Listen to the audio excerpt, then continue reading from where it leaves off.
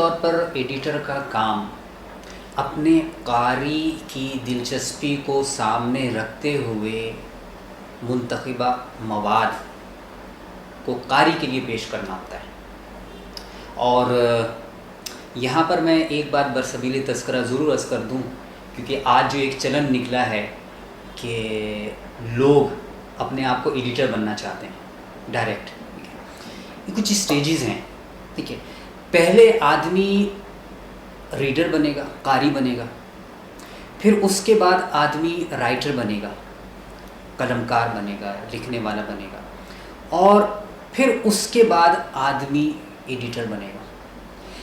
آج ایک بہت بڑا مسئلہ ہمارے ساتھ یہ ہو گیا ہے کہ جس نے نہ پڑھا ہے نہ لکھا ہے اور وہ ایڈیٹر بن گیا ہے، اس کا نتیجہ کیا نکلا ہے؟ اس کا نتیجہ یہ نکلا ہے کہ وہ شخص جن مراحل سے گزر کر کندن بنتا، وہ کندن بنے بغیر اپنے آپ کو لوگوں کے سامنے صرف پوز کر رہا ہے مگر اندر سے خالی ہے. اور الحمدللہ میری زندگی میں یہ تمام کی تمام چیزیں اسٹیپ بائی اسٹیپ، جو کہ ایک فطری قانون ہے، فطری مراحل کہنا چاہیے یہ، ٹھیک ہے، ایڈیٹرشپ کے مدیر بننے کی جو یہ فطری مراحل 3 بنیادی مراحل ہیں، ان تینوں مراحل سے میں گزرا ہوں اور بہت اس میں پاپڑ بیلے. یہ ایڈیٹر کی ذمہ داری ہے کہ وہ اپنے قاری کے پیروں میں کھڑا ہو کر دیکھیں. ایک اچھا ایڈیٹر وہ نہیں ہے جو اپنی علمیت کو قاری کے سامنے پیش کرے. آج ہمارے ہاں عموماً آپ کتابوں میں خاص طور پر دیکھیں کہ ہمارے ہاں جو آدمی لکھتا ہے، چونکہ وہ اچھا ایڈیٹر نہیں ہے تو وہ اپنی علمیت لوگوں کو بگاڑتا ہے، ٹھیک ہے. نتیجہ یہ نکلتا ہے کہ بہترین کتاب ہوتی ہے، بہت وقت صرف کیا جاتا ہے، اس میں بڑا علمی مواد موجود ہوتا ہے، اس پر پیسہ بھی لگتا ہے، اس کی پریزنٹیشن بھی بہت اچھی ہوتی ہے، پیشکش بہت اچھی ہوتی ہے، لیکن اس کے قاری کے مزاج اور معیار کے مطابق نہ ہونے کی وجہ سے وہ کتاب مصنف کے ڈرائنگ روم کی زینت ہی رہتی ہے، اس سے آگے نہیں بڑھ پاتی. ایڈیٹر اگر کہیں پر آ جائے، اور ہمارے ہاں تو چونکہ اس کا مزاج نہیں ہے اور مجھے کہنے دیجیے کہ بہت ہی المیہ ہے کہ ہم جس طریقے سے ایک گلوکار ہوتا ہے تو اسی مزاج کی وجہ سے ہمارے یہاں ایک گلوکار جو ہے وہ صداکار بھی خود ہے، ٹھیک ہے، شاعر بھی خود ہے، موسیقار بھی خود ہے، وہ کسی اور کو اپنے ساتھ رکھتا نہیں. ہاؤ از اٹ پاسبل کہ ایک آدمی موسیقار بھی ہو، صداکار بھی ہو، شاعر بھی ہو، ہر چیز وہ کرنے والا ہو؟ نہیں، یہ ممکن نہیں ہے. اللہ تعالیٰ نے ہر شخص کو ایک خاص صلاحیت کے ساتھ پیدا کیا ہوتا ہے، اس خاص صلاحیت کے ہی کو اگر آدمی آگے لے کر چلے. لیکن ہمارے ایک بہت بڑا المیہ یہ ہے کہ ہم چاہتے ہیں کہ ہم دوسرے کو آگے نہ بڑھنے دیں. اچھا، نتیجہ کیا نکلتا ہے؟ اگر میں اپنی صلاحیت کے ساتھ کوئی اور صلاحیت کو بھی پیش کرنے کی کوشش کروں گا تو خود میری جو صلاحیت ہے وہ بھی دب جائے گی. اب میں اس مثال کو ایڈیٹرشپ کی طرف لے کر آتا ہوں. ہمارے ہاں یہ سمجھا جاتا ہے کہ میں اگر ایک اچھا انجینئر ہوں اور میں اپنی پروفیشن کے حوالے سے اپنی سرگزشت لوگوں کے سامنے پیش کرتا ہوں اور وہ سرگزشت لوگوں کے سامنے آ جاتی ہے تو بہت زبردست ہوگا. لیکن سوال یہ ہے کہ وہ انجینئر اپنی سرگزشت جب قاری کو پیش کرتا ہے، ایڈیٹر کہاں ہے؟ وہ بہترین انجینئر ہو سکتا ہے لیکن وہ بہترین ایڈیٹر نہیں ہے. یورپ میں، امریکہ میں بک اسٹینڈرڈائزیشن ہے. ایک ماہر جب کتاب لکھنے کی خواہش کرتا ہے تو وہ فوراً رابطہ کرتا ہے ایڈیٹنگ ایجنسی سے، رائٹنگ ایجنسی سے. وہ ایجنٹ اس کے سامنے بیٹھ کر اس سے کہتے ہیں سر آپ مجھ سے اپنا کانسیپٹ ڈسکس کیجئے، آپ مجھے آئیڈیا دیجئے جو آپ اپنے قاری تک پہنچانا چاہ رہے ہیں. تو وہ انجینئر اپنی سرگزشت جو اپنے قارئین کو دینا چاہ رہا ہے وہ لوگوں کے سامنے پیش کرتا ہے. ایڈیٹر بیچ میں ایڈٹ کرتا ہے اس کی سرگزشت کو، اس کے تجربات کو، اس کے خیالات کو، تاکہ اس کے تجربات اور خیالات، انجینئر کے تجربات و خیالات موڑے جا سکیں، تشکیل دیے جا سکیں قاری کے مزاج اور معیار کے مطابق.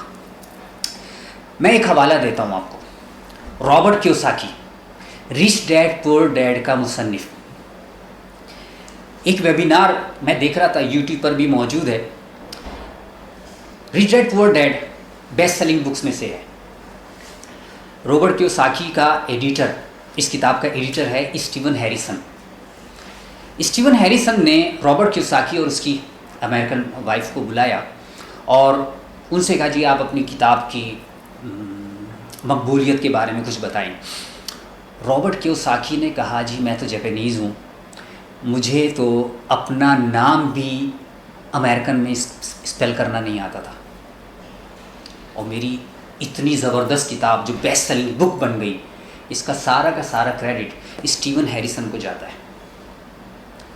ہاؤ, کیسے؟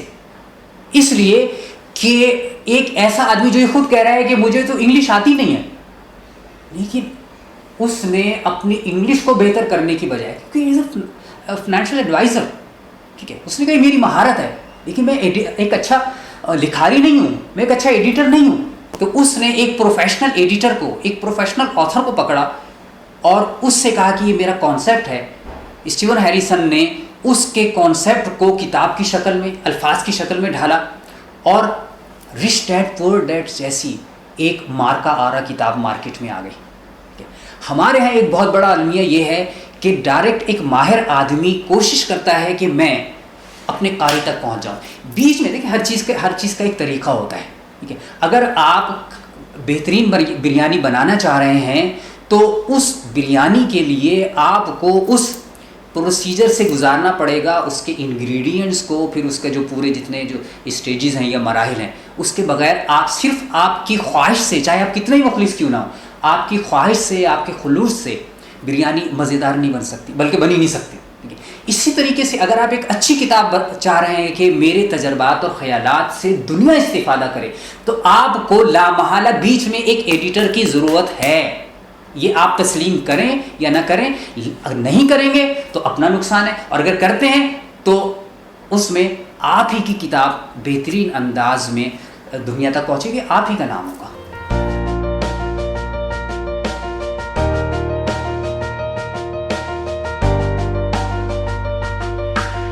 سب سے پہلی بات تو یہ کہ وہ اپنے کام کے ساتھ بہت مخلص تھے. ہم عموماً جو کچھ کرنا چاہتے ہیں اس کے ساتھ مخلص نہیں ہیں. نمبر 2, وہ جس کام کے لیے جتنا وقت درکار ہے اس کام کو وہ وقت دیتے تھے. آج کی نسل خاص طور پہ انفارمیشن ٹیکنالوجی کی نسل ہے, تو انٹرنیٹ کی تیز رفتاری کی وجہ سے, کمیونیکیشن کی تیز رفتاری کی وجہ سے وہ ہر چیز کو بہت تیزی سے کرنا چاہتی ہے, لیکن فطرت کی رفتار وہی ہے جو حضرت آدم علیہ السلام کے وقت تھی. انسان کے ذہن کی رفتار وہی ہے جو آج سے 1000 پہلے انسان کی تھی, اور قیامت تک وہی رہے گی. اس لیے اگر ہم اپنی زندگی میں کسی بھی شعبے کے حوالے سے کامیابی چاہتے ہیں, بہترین ماہر بننا چاہتے ہیں, تو یہ بہت ضروری ہے کہ ہم فطرت کو جو وقت درکار ہے اس وقت, اس دورانیے کے مطابق ہم کام کریں. جلدی, دیر از نو کوئک فکس. کائنات میں جلدی نہیں ہے, کائنات میں تیزی نہیں ہے. جب ہم تیزی کرتے ہیں تو کائنات کو کوئی نقصان نہیں پہنچتا, ہمارا اپنا نقصان ہوتا ہے. تو 2 بنیادی چیزیں, خلوص اور جس چیز کو جتنا وقت درکار ہے, یہ 2 بنیادی چیزیں ان کے اندر تھیں. میں ایک چھوٹی سی مثال دیتا ہوں. میں جس زمانے میں ڈاکٹر شان الحق حقی مرحوم بہت معروف Urdu, Oxford Urdu dictionary translate کر رہے تھے, اور یہ اتنا بڑا کام ہے کہ گورنمنٹ آف پاکستان نے اس ڈکشنری ٹرانسلیٹ کرنے پر ان کو PhD کی اعزازی ڈگری دی اور وہ ڈاکٹر بن گئے. تو ڈاکٹر حقی مرحوم جہاں پر پھنس جاتے تھے تو وہ برکاتی صاحب کے پاس آتے تھے, اور برکاتی صاحب اور ڈاکٹر حقی مرحوم جب بیٹھ کر آپس میں ایک دوسرے کے سامنے کسی لفظ کے ترجمے پر بحث کر رہے ہوتے تھے, تو میں ان کے ساتھ موجود ہوتا تھا. لٹرلی وہ ایک ایک لفظ پر, بلکہ ایک ایک حرکت پر میں اس بات کا عینی شاہد ہوں کہ وہ ایک ایک حرکت پر 2-2 ڈھائی گھنٹے بحث کرتے تھے کہ یہاں پر زیر آنا چاہیے، یہاں پہ زبر آنا چاہیے، یہاں پر الف ہونا چاہیے، یہاں پر ہے ہونا چاہیے، یہاں پر سین ہونا چاہیے، یہاں صاد ہونا چاہیے. لیکن آج ہمارے ہاں کہتے ہیں کہ یار اس سے کیا فرق پڑے گا. ٹھیک ہے، فرق پڑتا ہے. آج فرق نہ پڑے، ہماری نسلوں پہ فرق پڑے گا. اگر ہم نے جس چیز کو جتنی اہمیت نہ دی تو ہم اس کا نقصان ضرور اٹھائیں گے اور اٹھا رہے ہیں.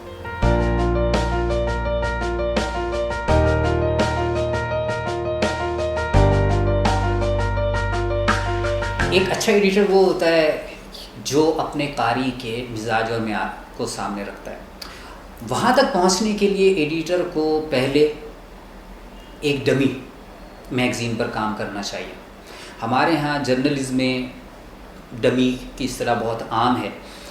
یہ ڈمی میگزین کی صورت میں بھی ہوتی ہے اور پھر ڈمی ایک فہرست کی صورت میں بھی ہوتی ہے. چنانچہ جب ہم باقاعدہ کوئی رسالہ تیار کر رہے تھے تو پہلے ہم ایک ڈمی تیار کرتے ہیں اور پھر اس کے معیار کو اسی کو فوکس کرتے ہوئے ہم اس کو بہتر سے بہتر شکل دیتے ہیں، اس کو فائنل کرتے ہیں. اور ایک وقت ایسا آتا ہے کہ وہی چیز تیار ہو کر پریس میں جانے کے لیے تیار ہو جاتے ہیں. اور جب وہ پریس میں چلی جاتی ہے، پھر ہمارے سمجھے کہ وہ برکاتی صاحب ہم سے کہا کرتے تھے کہ اب جب تک رسالہ پریس نہیں جاتا تھا تو برکاتی صاحب ہم سے کہتے تھے کہ اس میں دیکھ لو کوئی خامی رہ گئی ہے تو نکال لو، کیونکہ ابھی بیٹی باپ کے گھر میں ہے. تو پریس میں اگر چلی گئی تو بیٹی جو ہے وہ باپ کے گھر سے نکل گئی، پھر آپ کے اختیار میں نہیں رہے گا.